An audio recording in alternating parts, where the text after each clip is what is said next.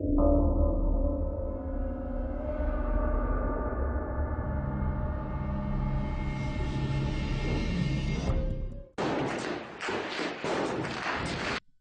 охир ҷомеаи ҷаҳониро ваҳшонияти ташкилоти террористии экстремистии давлати исломӣ нигарон кардааст. Бо бераҳмии махсус қатлу куштори одамони бегуноҳ, зинда ба зинда сӯзонидан ё тарконидани инсон, бо завқ тамошо кардану наварбардории саҳнаи куштор, бо кӯдакони хурдсол омӯхтани калабурӣ, сохтани зиндонҳои гурмонанд, ҷорӣ кардани ғуломдорию ғуломфурӯшӣ, қир кардани одамон аз рӯи қавму мазҳаб ва ҳазорон ҷинояти дигаре, ки террористони давлати исломӣ анҷом доданд, даҳшатеро миёни сокинони сайёра овардааст. далелҳо собит месозанд, ки пайравони ташкилоти террористии экстремистии давлати исломӣ таҷрибаи қатлу кушторҳои бераҳмона ва инфиҷори одамони бегуноҳро маҳз аз ташкилоти террористии экстремистии ҳизби наҳзати ислом омӯхтанд. пайравон ва мубаллиғони ин ду ташкилоти ифротӣ дорои як идеология, як мақсад, як хела сарчашмаи маблағгузорӣ, як вазифа, як тарзу усули пешбурди фаъолияти тахрибкорона ва ё тавре мегӯянд як маром ҳастанд. яке аз аъзоёни фаъоли ташкилоти террористии экстремистии ҳизби наҳзати ислом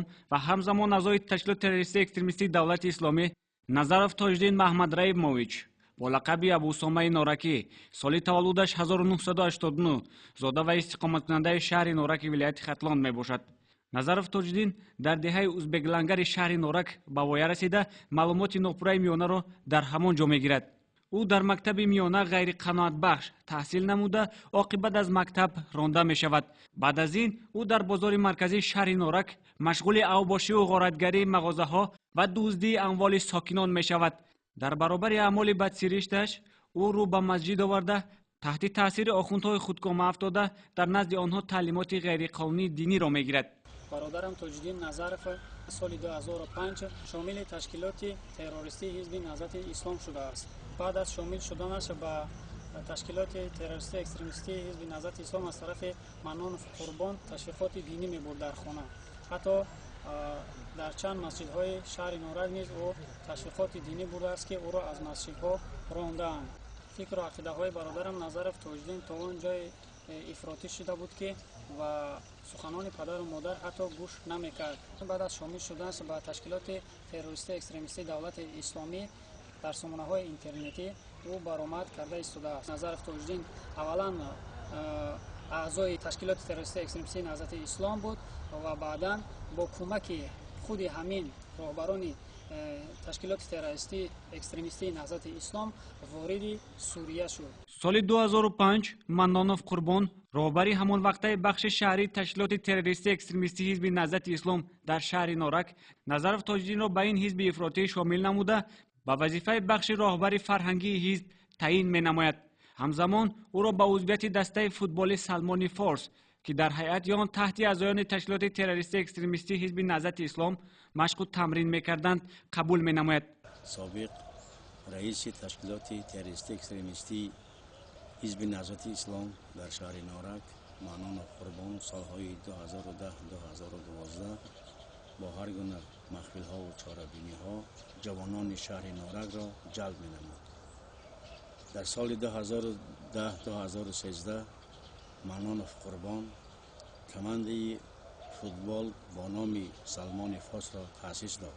нафароне, ки бо дин таваҷҷӯҳи зиёд доштанд, ба худ ҷалб менамуд. яке аз онҳо Назаров Тоҷдин мебошад, ки аз ҷониби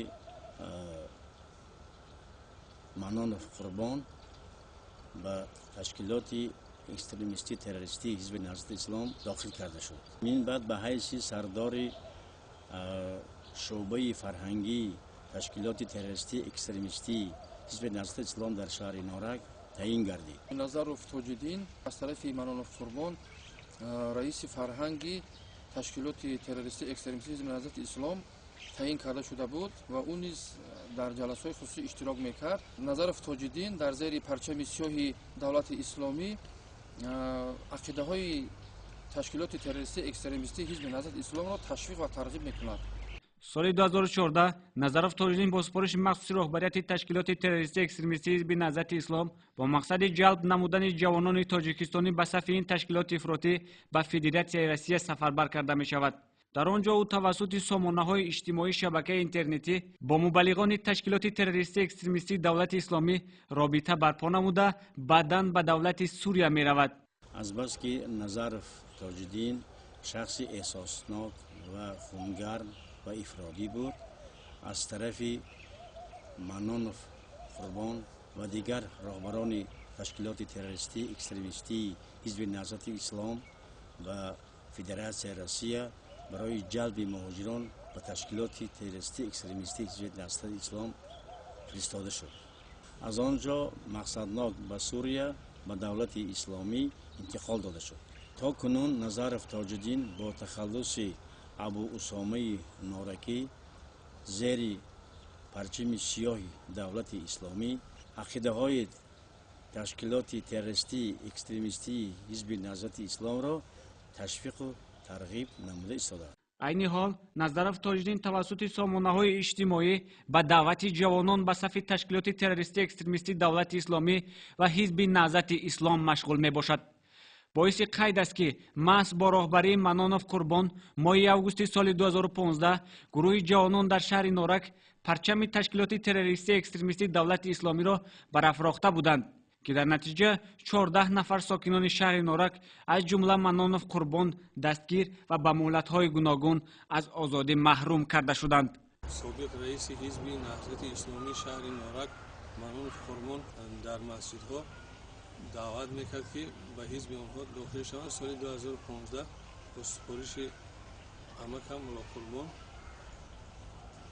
14 нафар аъзои ташкилоти террористӣ экстремистӣ ҳизби наҳзати исломӣ дар гӯшаҳои гуногуни шаҳри Норак байрақи сиёҳи давлати исломиро афрохтанд. Назаров Тоҷиддин бо даъвати амакам Мулло Қурбон ба ҳизби наҳзати исломӣ дохил карда шуд ки имрӯз Назаров Тоҷиддин бо кӯмаки гурӯҳи террористии экстремистии ҳизби наҳзати ислом ва давлати исломӣ сафарбар карда шудааст. дар шаҳри Норак овёста шудани парчами сиёҳи давлати исломӣ аз тарафи аъзоёни ташкилоти террористии экстремистии ҳизби наҳзати ислом ва Назаров Тоҷиддин ки дар зери парчами сиёҳи давлати исломӣ баромад мекунад, ин бори дигар шаҳодат медиҳад ки ташкилоти террористии экстремистии ҳизби наҳзати ислом ва давлати исломӣ аз як реша манбаъ мегиранд. хеш таборҳои падармон бисёр таъна мезананд ки фарзандро ифротӣ карде ва дар бисёр ҷойҳо дар бисёр маъракаҳо сар боло карда наметавонем аз рӯи фарзанди ту, вале мо падарам, модарам ва бародаронам аз ҳамин хел фарзанд безорем ки ба миллату давлат хиёнат мекунад. мо имрӯз шукрии тинҷии истиқлолияти ҷумҳуриро мекунем ва мо ба он дигарҳо ва бародарам ба Назаров Тоҷиддин хитоб карда мегӯям ва ба дигар амроҳонаш мегӯям ки тинҷӣ ва оромии давлати моро халалдор накунед. имрӯз кулли сокинони шаҳри Норак нисбат ба Назаров Тоҷиддин нафрат мехонанд, зеро ки ӯ бо ин амали зишташ аҳлу оилаи худро дар ҷомеа бадном кард.